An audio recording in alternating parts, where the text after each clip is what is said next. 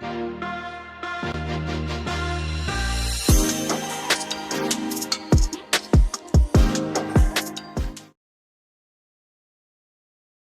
what's going on YouTube? And welcome back to Coffee Shop Chatter. I'm Mr. Controversy. So before we get started, hey, go and hit the subscribe button. See, a lot of you been here multiple times. I can see by the numbers. So hey, just hit the subscribe button. You know, that way you can see whenever I put something new up. If you decide you want to watch it, you can watch it. Also hit the like button. That's just to get the video into the algorithm. And as always, you know, I like to hear people's comments. So today I'm gonna be talking about the OG Governor Abbott. He is beefing up our borders here in Texas. Um, and he also going to talk about some things that I actually covered in a couple of episodes back. Should be episode 17 where I talked about the Chinese hackers, and episode 22, which is also that was still when we had that cell phone outage. But he's actually put some things in place to address both of those issues, mainly China's hackers. But we're gonna go ahead and get into the video and see what he's talking about. Welcome back. There are now 1.4 million illegal migrants in the United States who are subject to deportation orders by immigration judges, but they have not yet been removed from the country. Only 13,000 are being held in ICE custody. This as President-elect Trump confirms he is preparing to declare a national emergency and use the military as part of his mass deportation effort. The state of Texas also now offering the second Trump administration 1,400 acres of land to stage that mass deportation operation and to build a facility for processing, detention, and coordination. Texas Land Commissioner Dawn Buckingham provided land in Starr County, which the state purchased from the ranch owner last month. Trump flipped Starr County red in the presidential election for the first time in over 100 years. Joining me right now is the governor of Texas, Greg Abbott. Governor, great to see you. Oh, you too. Thanks, Maria. Thank you so much for all that you've done in your efforts to secure this country and, of course, the state of Texas. Give us your sense of what this deportation program will look like and how you will be assisting President Trump in doing so. So, listen, this is going to be a very robust deportation program by the President Trump, by Tom Homan, who's yep. going to do the borders are. Listen, as you pointed out earlier, there's more than 1.4 million people who have been identified who are on the removal list. And so that's a great starting point. But I know from Homan, I know from Trump that what they really want to do is make sure that they target all of the criminals who are inside our country, which is an extraordinarily large number, posing a danger to people in the United States. Get those criminals out. And, Maria, no, we have terrorists who came across the border who are walking around our country. We have to have an urgency to identify them, target them, and deport them. But we got to do several things at the very same time. While we're working on deporting the people, we also have to be equally successful at denying illegal entry. That includes putting up the barriers and doing everything possible to prevent anybody from crossing between a port of entry. And then after that, Maria, we also have to be very aggressive, because even if we have great security of the border itself, we're going to have the cartels, the MS-13s, the Trinidad that work their way into the United States. And so this is going to require ongoing vigilance by Texas, by other states, as well as by the Trump administration. Yeah, I think this is a really important point, because while you all are preparing to, implement this deportation, we've got more people coming right now. Exactly. As we sit there. So Texas is reportedly planning to expand those floating buoy border barriers in anticipation of this migrant surge ahead of Trump's inauguration. Tell me what it looks like today at the border. And, you keep pushing back. I mean, the Biden administration tried to get you to remove these buoys. Right. And you held firm. Are they effective in keeping people out, and where are the plans going now? So these buoys were designed by the Border Patrol because they were, in fact, effective at denying illegal entry. And they gave them to Biden to put into the river himself, and Biden said he wouldn't use them. I said, well, I'll use them. And I put them in the river, and as soon as I put them in the river, Joe Biden files a lawsuit to put a stop to it. And I told Joe Biden to stick it, that we are keeping the buoys in the river. They've remained in the river ever since then. What we're doing this morning, we are expanding those buoys in the river. They are completely effective at denying illegal entry, and a byproduct that costs less than building a border wall, which Texas is doing also. And so this is a way to expand our protection or preventing people from entering into the state of Texas at a lower cost. It's just unbelievable what has happened. I don't understand what Kamala Harris and Joe Biden were thinking to have this wide open border and all these people coming in that are unvetted. And now we understand, because of this hearing of Mr. Ibarra, who reportedly, allegedly killed Laken Riley in Georgia. The only reason that he was an illegal, the reason he was in Georgia is because he was offered a paid-for flight from Biden to go to Georgia. Yeah, by you and all the taxpayers across the country. We paid for it. Yeah, we paid for it. The same thing happened in Houston, Texas. We had a 12-year-old girl who was accosted, bound, raped, and murdered by Trinidad Aragua. This is something that's been happening across the country. Listen, I took action on this, Maria, because I signed a law that I invoked this September, where I declared Trinidad Aragua as a foreign terrorist organization. We're using every law enforcement tool in the state of Texas, where we are arresting these Trinidad Aragua members, putting them behind bars, sending the message to Trinidad Aragua they picked on the wrong state when they came into the state of Texas. I was so gratified when you did that. Thank you for doing that. I mean, So that illegal immigrant, migrant, whatever you want to call him, it wasn't there allegedly. He did, because he got sentenced today to life in prison. I think we need to start implementing the death penalty on them as well, just like we do our own citizens. I think one thing that would help is we start using snipers with 50 cals, and those little coyotes who like to drive up to the border, shoot out the engine block far out enough to deter them. And if that don't work, then you just start taking out the drivers. That's just what I would do. because walking around in New York, you're looking behind you because they're running around all states. Exactly. We saw them in Colorado. They're in New York. And, of course, they're originating in Texas, coming right over the border from Venezuela. I want to get your take on these executive orders that you've issued. Governor, you issued a pair of executive orders this week to protect Texas from the Chinese Communist Party. Now, this is a subject we are all over on this program, have been for many years. This protects Texas from the CCP's espionage operation by directing all state agencies and public higher education institutions to harden state systems, safeguard critical infrastructure. The other EO combats coordinated harassment and coercion by the CCP, directing the Texas Department of Public Safety to target and arrest any criminals executing Chinese influence operations. You've noted the possible presence of a Chinese police service station in Houston. Right.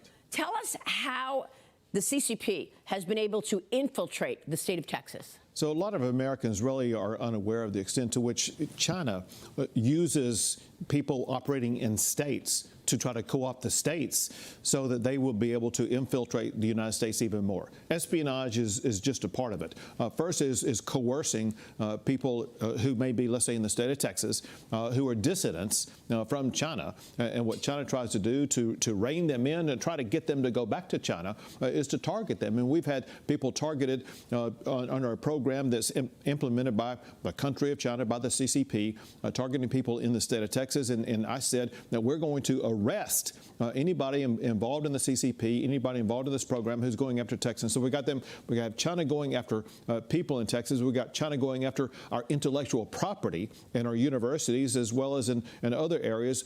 We have China going after our power grid. Texas has by far the largest power grid in the entire United States of America. We produce more than twice the power of the second and third states in the United States. If our power grid is shut down by the CCP, it would be totally catastrophic for the country of the United States. And then, of course, we have the largest oil field in the United States, the third largest oil field in the world. And all of these things are ways in which China could pose an extreme harm on the United States of America. We must harden our assets, harden our capabilities of fighting back against China and the CCP trying to infiltrate into the state of Texas. You have been so tough on all of the issues that matter to the American people, Governor. Again, Thank you for that. Let me just get your take, though, on why we've seen no pushback whatsoever from the current administration. I mean, you're talking about fentanyl flowing through, and the underlying components are in China. You're talking about intellectual property theft for decades. You're talking about, 50,000 Chinese nationals coming through the southern border,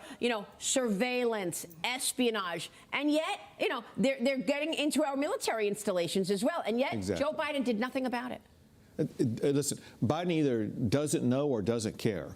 Either way, it's been horrible for America. America got set back during the 4 years of the Biden administration. And that, I believe, is one reason why Donald Trump did more than win. He had a landslide victory. Americans, for one, didn't like the woke leftism, the girls and boys and girls sports. That's right. And the open border policies, but they also saw how America was more endangered internationally, whether it be with China, whether it be with Russia or whoever. They were asleep at the wheel on international affairs. Donald Trump will course correct that immediately. Now, one way that the CCP infiltrates this country, and as Mike Pompeo has said to me many times, have gotten inside the gates of America, is through universities. Correct. And I want to get your take on this, because some people are worried that your executive order did not include getting Texas out of the state-sponsored universities and the related institutions, the employee retirement systems, where they're holding all these Chinese stocks that are trading on our U.S. exchanges. So we're doing two things about that. One that we're doing is we're prohibiting universities as well as state agencies from having any contract with China or any business that's connected to China. That's big. Whatsoever, and that's big. But if you would stay tuned to an announcement that we will make tomorrow, we're going to be talking about the requirements that we are imposing on the university investment process to make sure that we are divesting from any investment in China or any business connected with China. There are some analysts on Wall Street who think that we're going to see legislation on a federal level once Trump gets in to actually potentially delist those companies, those stocks, because it basically has investors unwittingly or wittingly funding the expansion of our number one enemy. Right. Well, funding that, but also just from an investment standpoint, you have to look at risks. You got financial risks, you have political risk. Both of those risks are paramount as it concerns an investment by a university, by a retirement system in a China company. There's no reason they need to make that investment. They can make a return on investment, perform their fiduciary duty by investing in American companies or in other ways across the globe. And you're doing all of this while leading the nation in job creation. Yeah. Over the last 12 months, the state has added 274,000 jobs, Governor, according to the U.S. Bureau of Labor Statistics. Earlier this week, you released the Texas Advanced Nuclear Reactor Working Group's final report on Texas's plan to build a world-leading advanced nuclear power industry. Where are the jobs in Texas right now? Maria, the jobs are everywhere. So as you kind of pointed out, Texas ranks #1 for the most new jobs added of any state in the United States. And Texas, Dallas-Fort Worth is the #1 real estate market in the United States of America. Houston may be the third best real estate market in the United States of America. We are expanding through semiconductors. Texas ranks #1 for semiconductor production and exports for 10 years in a row. And we're adding expansions of that with Samsung, with Texas Instruments. And then you look at the financial sector, and I think you know that we've already announced the creation of the Texas Stock Exchange. Yeah, you're going right at the New York Stock Exchange with that one. Exactly. And that we will be getting SEC approval this coming calendar year, begin trading later on this coming calendar year. And so every sector in the state of Texas is booming. And I tell you why. It's because we have the state move at the speed of business. That's what we did with Elon Musk when he wanted to come build his Tesla gigafactory in Texas. I said, we can build that in less than 18 months with vehicles rolling off of it. And because he liked it so much, he moved all of his businesses to be headquartered in the Lone Star State. Great work. Governor, thank you. Of course, Good thank to you. see you. Governor Greg Abbott. Stay with us. We'll be right back. So there you have it. So I will go back into my videos, and I will actually put the links to the videos into the areas I was talking about, mainly with dealing with China. The hacking groups they have coming in, mainly a lot of them are coming through the borders. Like I said, I covered that whole thing. Like they're sponsored so-called NGOs, non-government government organizations, which I call BS. I'm pretty sure China's getting the money for them so they can get here because China's kind of hard to just leave. And the age groups in which the got men is a lot of males and a couple females, but China is known to infiltrate countries and set up cyber cells. The last one actually caught earlier this year. I want to say it was January. They had already been here for a couple of months hacking our infrastructure. And if some of you don't know infrastructure, that is your water, your electric. You kill those two off,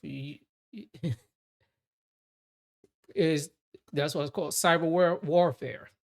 There, no one needs to come into nobody's country. You just shut that stuff off. You let the people deal with everything. There would be so much turmoil. Look how people's fighting over paper towels and toilet paper. So just imagine if there's no electric, no water. People was gonna be mobbing for water, mobbing, trying to get as much fuel as they can, even though you still can get fuel if it's one of the old gas stations, basically doing free flow. It's the only other way, but it's slow as hell. I've already been through that.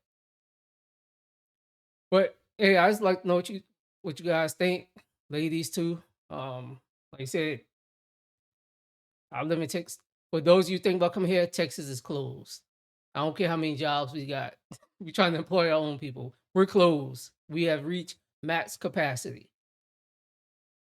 So a lot of the jobs that are it's actually is going to come up in once President Trump actually gets into the White House. If you want to do border patrol, ICE, there is about to be a whole lot of jobs, and they are looking for. I'm gonna say it again. They are looking for veterans. That is the number one people they want is veterans. Why? Because we have trained on a lot of things. We know how to do a lot of. Well, I can say we, depending on what type of branch he was in, whether he was combat arms, infantry, stuff like that.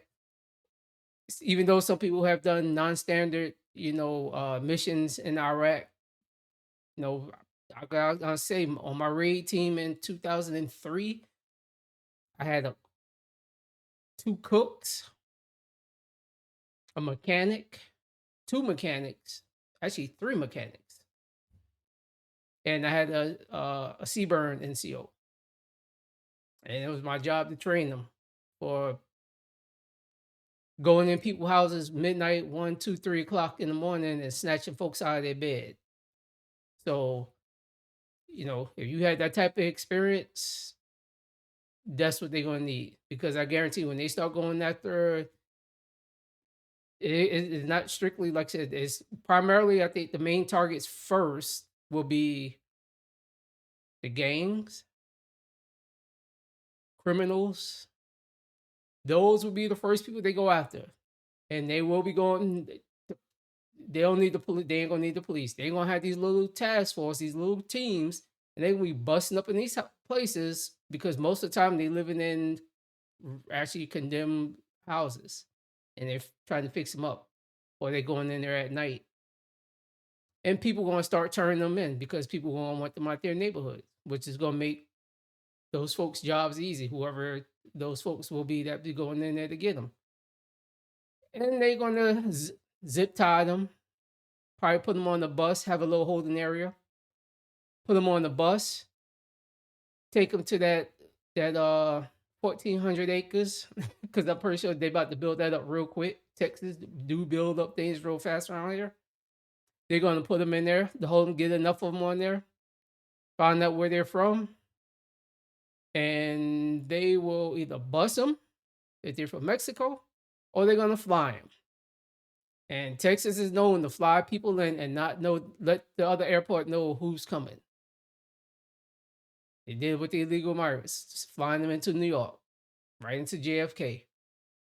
So that's something you interested in doing. I'm pretty sure the pay is gonna be kind of good.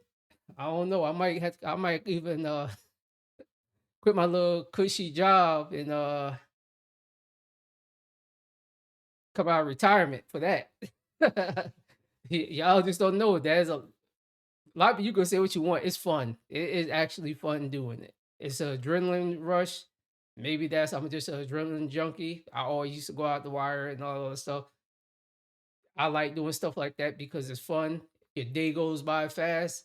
If you doing an 8-hour shift and you doing stuff like that, them 8 hours will go by so fast. And then sitting around with your other guys and gals, because I actually had a female on my team because a lot of houses we went to, they had women there. We can't touch them. So we had to call the MPs, wait for the MPs to show up with a female. So easy fix was I got a female. And she was a cook. She was strong as hell. She actually did score high on the PT than a lot of males. And I'm not talking about on the male side, on the female side of the PT. I'm talking about males PT score. She maxed the males run. She maxed the males sit-ups. And she was damn near close, a few away from maxing the males push-ups. And when you looked at her, you wouldn't even think that she was in shape. She was in damn good shape. But hey, that's all I got, family. So hey, I just like to hear what y'all think about this, and how many of you would actually sign up for those jobs when they come to a town near you.